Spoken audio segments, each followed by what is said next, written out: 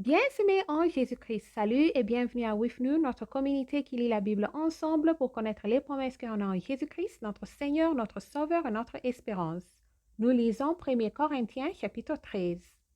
La charité. Quand je parlerai les langues des hommes et des anges, si je n'ai pas la charité, je suis un airain qui résonne ou une cymbale qui retentit. Et quand j'aurai le don de prophétie, la science de tous les mystères et toute la connaissance, quand j'aurai même toute la foi jusqu'à transporter des montagnes, si je n'ai pas la charité, je ne suis rien. Et quand je distribuerai tous mes biens pour la nourriture de pauvres, quand je livrerai même mon corps pour être brouillé, si je n'ai pas la charité, cela ne me sert de rien. La charité est patiente, elle est pleine de bonté. La charité n'est point envieuse, la charité ne se vante point, elle ne s'enfle point d'orgueil, elle ne fait rien malhonnête, elle ne cherche point son intérêt.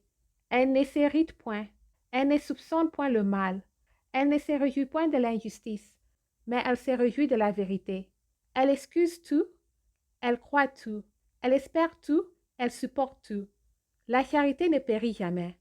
Les prophéties prendront fin, les langues cesseront, la connaissance disparaîtra. Car nous connaissons en partie et nous prophétisons en partie. Mais quand ce qui est parfait sera venu, ce qui est partiel disparaîtra. Lorsque j'étais enfant, je parlais comme un enfant. Je pensais comme un enfant. Je raisonnais comme un enfant. Lorsque je suis devenu homme, j'ai fait disparaître ce qui était de l'enfant. Aujourd'hui, nous voyons au moyen d'un miroir, d'une manière obscure. Mais alors nous verrons face à face. Aujourd'hui, je connais en partie. Mais alors je connaîtrai comme j'ai été connu. Maintenant donc ces trois choses demeurent, la foi, l'espérance, la charité. Mais la plus grande de ces choses, c'est la charité. Amen. Merci d'avoir lu ensemble. J'améliore mon français en lisant la Bible. Restez en Jésus-Christ et shalom.